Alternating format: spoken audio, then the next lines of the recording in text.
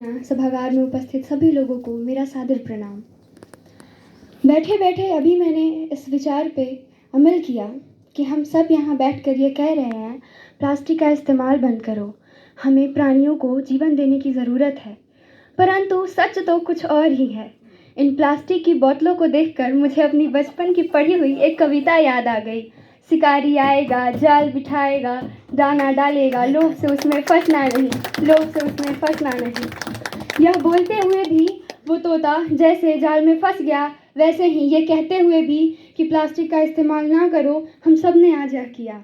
अब मैं बताती हूँ क्या ज़रूरत है, क्या चाहता है हम सबको करना, क्या हम सब चाहते हैं और क्या हमारी पृथ्वी माँ हमसे चाहती है। हम सब ने अथर्ववेद में पढ़ा है, माता भूमिया पित्रोहम पृथ्व्या, अर्थात पृथ्वी हमारी माता है और हम सब इसकी संतान। जरा सोचिए, ऐसी कौन सी माता होगी जो अपने पुत्रों को दुख में देखकर सुखी होती होगी?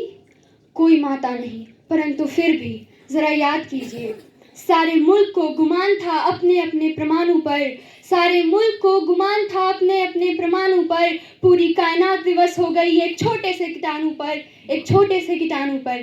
क्या उसमें पृथ्वी का कोई गलती नहीं है? जी, मुझे लगता है कि पृथ्वी का दोहन करने से पहले हम तो ये भी नहीं सोचते कि हम कर क्या रहे हैं, क्योंकि असल मायने में हम जानते ही नहीं कि सही चीज़ें हैं क्या। हमें ज़रूरत है इन प्लास्टिक बोतलों को डिकम्पोजेबल ग्लासेस से रिप्लेस करने की। सिर्फ कागज कलम पर लिख कर और ना ही इस अवार्ड और इन सब चीज़ों के लिए कहें, बल्कि एक कदम उठाएं प्रकृति की ओर, अपनी प्रकृति को अपना साथ दें और हम सब के आज इस जो अभियान हमने किया है इसको सफल बनाएं। यह सफल तभी होगा जब आप सब अपना सहयोग देंगे। आप सब अगली बार से इस बोतल की जगह डिकम्पोजेबल ग्लासेस का इस्तेमाल करेंगे।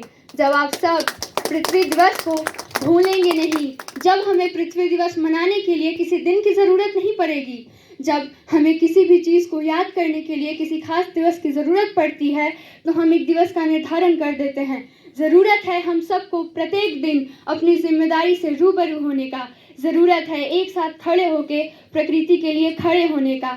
माँ बाप बचपन से बच्चों से पूछते हैं, डॉक्टर बनोगे, इंजीनियर बनोगे?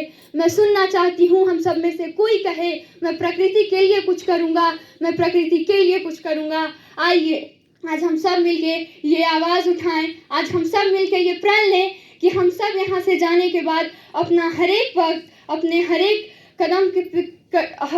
कदम उठाने से पहले ये सोचेंगे कि क्या हमारा कदम बाकी जीवों के लिए लाभान्वित है या नहीं। अगर नहीं, तो क्या हमारी चाहत इतनी बड़ी है कि हम किसी ज़रूरत को छीन लें? जी नहीं, किसी की चाहत इतनी बड़ी हो ही नहीं सकती कि किसी की ज़रूरत को कुचल दिया जाए। आइए आज यहाँ पे हम सब एक साथ प्रण लें कि धरा नहीं तो सब कुछ धरा ही रह जाएगा, धरा नहीं तो सब कुछ धरा ही रह जाएगा।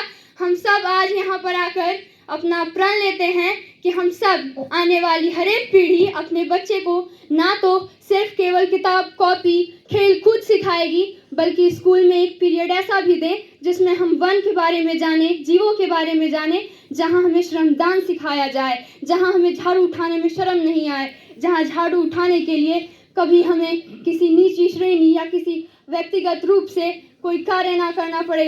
झाड़ू उठाना हमारे लिए गर्व की बात हो, ना कि नीची श्रेणी होने की बात। आइए मिलकर ये ऐलान करते हैं कि आज से आने वाली पीढ़ी सिर्फ और सिर्फ प्रकृति को खुशियाँ देगी और अपनी माता को खुश करेगी, ना कि तबाही। धन्यवाद।